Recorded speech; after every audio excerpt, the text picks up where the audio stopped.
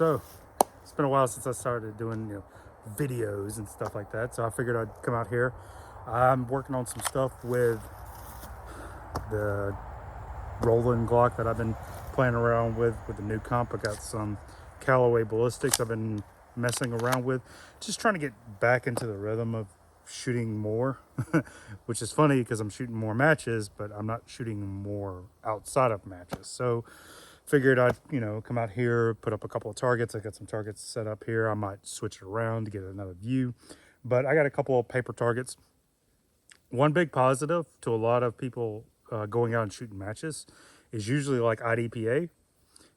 They get rid of their targets, their paper targets. So guess what? That gives you free targets, because a lot of times they're already pasted back up. Now there'll be holes all in it, but they'll be pasted up. So guess what you can do? Take those targets and go use them for target practice, dry practice, whatever you want to use them for. So that's what I got now. I actually got one that's got a piece of black, which is meant to be cover. We're out in wood, so we'll use that as a tree or something like that. So let's pick a log, actually, or whatever that was. But we're just gonna, 2 in each, and then one at the further one, which is, I think these are less than 10 yards, and then that one in the back corner is like 15 yards, maybe, something like that. So let's just give it a try.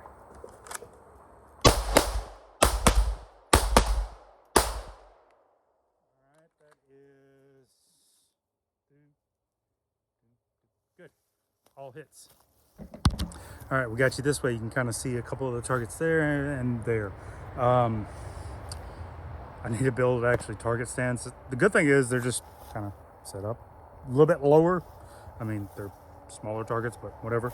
And I need to build either some target stands or finally just say screw it and join a club. I've been looking at one that's close to me. That's about an hour and a half away. It's the closest one for me, which isn't too bad of a drive. Then I could just, have my own targets, post them up on their stands, and have a little bit more. But the good thing is where I'm at, there's actually where we hunt at. So I can actually come down here as much as I want, which I don't do as what I need to do. The problem is it's a swamp. It is hot down here. There's bugs, mosquitoes, everything like that. So I try to limit coming down here just because I don't want to get tore up. So we're going to do that again. We're just going to do 2 in each. You can kind of see I'm using blue tape right now because that's just what I had on hand. But you can see there's a couple of hits in there. Just trying to get in that A zone area. And on the far one, I'm just trying to get a good hit center of the target.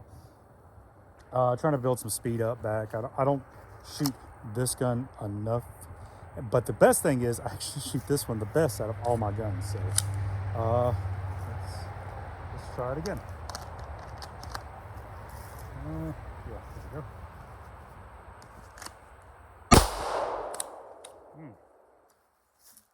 Check that out. Just simple failure to extract. See if it'll come out. Yeah, just a failure to extract. Let's try that again.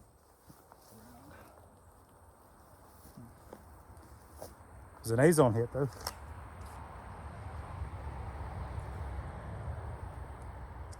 I've had weird, like it could be the ammo, it could be I might need a new extractor. It hasn't happened a lot, but every once in a while I'll have a failure to extract. So let's try that again.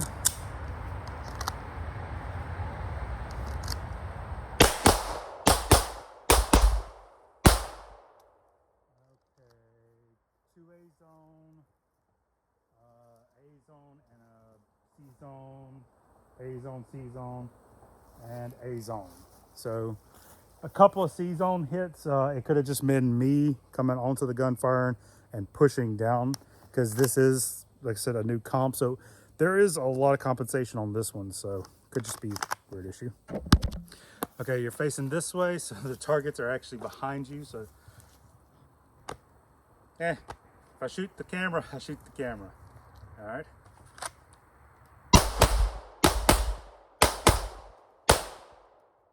A-zone, A-zone. All A's. Like I said, the good thing about this one is how flat it shoots and how fast it gets back on contact. On the dot never really moves. It just boop, boop. Because some of them are, like I said, one of them is on, two on top of each other, and I've been getting a lot of those today. I've shot a couple of times before turning the camera on. But we'll flip it sideways, and you can see how flat the gun actually shoots. Okay, we're gonna get a little side angle. But like I said, this gun shoots extremely flat now. I've got the Zeptec comp on there. I've also got a Indy Z 15-pound spring in it. So it takes it from the Gen 4 dual capture spring to a Gen 3 style stainless with a metal guide rod. But like I said, instead of being an 18-pound, it's a 15-pound now. So we've got a couple more rounds in here, but just, you can kind of see how flat it is.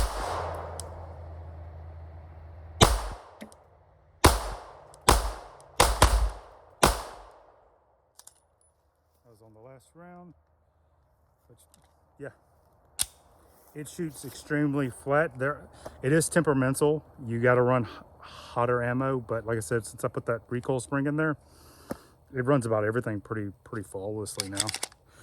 Which was a weird issue.